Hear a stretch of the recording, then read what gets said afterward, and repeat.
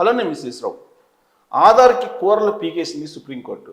అది కేవలం ఒక గుర్తింపునికి రుజువు మాత్రమే తప్పితే మీ చిరునామాకి కానీ పౌరసత్వానికి కానీ గుర్తింపుకి కానీ ఎలాంటి సంబంధం లేదు. అది కేవలం ఒక గుర్తింపుకు మాత్రమే, చిరునామాకు కాదు, మీ జన్మదినాన్ని నిర్ధారించడానికి కాదు, పౌరసత్వాన్ని ఇవ్వడానికి కాదు, దానికి ఉపయోగపడదు అని చెప్పేసింది.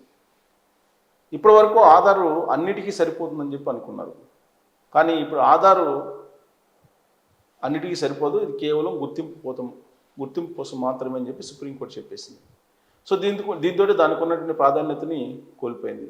రాబోయేటువంటి రోజుల్లో మీ పౌరసత్వాన్ని నిరూపించుకోవాలంటే, మీ పౌరసత్వం నిరూపణ కావాలంటే దానికి ప్రత్యేకమైనటువంటి కార్డు కావాలి. లేదు మీ చిరునామా కావాలంటే దానికి ప్రత్యేకం. లేదు మీకు సంబంధించినటువంటి ఒకవేళ ఏదన్నా పూర్తి వివరాలు కావాలన్నా కానీ వేరే కార్డు కావాల్సిందే. సో ఇప్పుడు ఆధార్ పనికిరాదు అనేది చెప్తున్నారు. ఇప్పుడు ఆధార్ చట్టం సెక్షన్ 9లో ఇది ఉంది అని చెప్పి చెబుతున్నారు. ఆధార్ పౌరసత్వానికి నివాస స్థలానికి రుజువు కాదు అని చెప్తుంది. ఆధార్ నివాసానికి కూడా రుజువు కాదని చెప్తుంది. మీరు ఎక్కడుంటారు ఏంటి అని అంటే జనరల్గా ఆధార్ కార్డు అడుగుతూ ఉంటారు, కానీ ఆ నివాస స్థల ధృవీకరణకు కూడా ఆధార్ కాదని చెప్పి సుప్రీంకోర్టు చెప్తుంది. పౌరసత్వానికి కూడా కాదని 2023 ఆగస్టు 22న UIDAI ఇది ఆధార్ది ఈ నోటిఫికేషన్ కూడా ఇచ్చింది.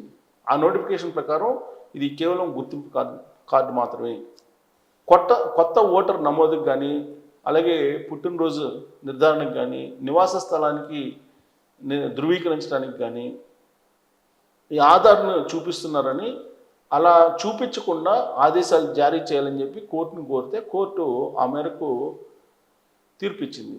ఎందుకు ఇచ్చిందంటే దేశంలో అక్రమ వలసలు ఎక్కువైపోయాయి, వాళ్ళు అద్దె అగ్రిమెంట్లను చూపించేసి ధృవీకరణ పత్రం ఉంచుతున్నారు, అలాగే అధికారుల సిఫారసు ద్వారా ఆధార్ కార్డుని తీసేసుకుంటున్నారు, దీంతో పౌరసత్వాన్ని ఓటర్ గుర్తింపు కార్డులను పొందుతున్నారు, కాబట్టి ఆధార్ అనేది చెల్లదు, ఆధార్ పౌరసత్వానికి చెల్లదు, చిరునామాకు చెల్లదు, నివాస స్థలానికి చెల్లదు అని చెప్తున్నారు.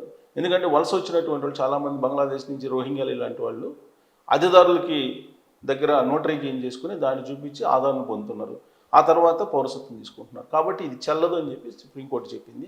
దీని మీద మీరు కామెంట్ చేయొచ్చు. Thank you.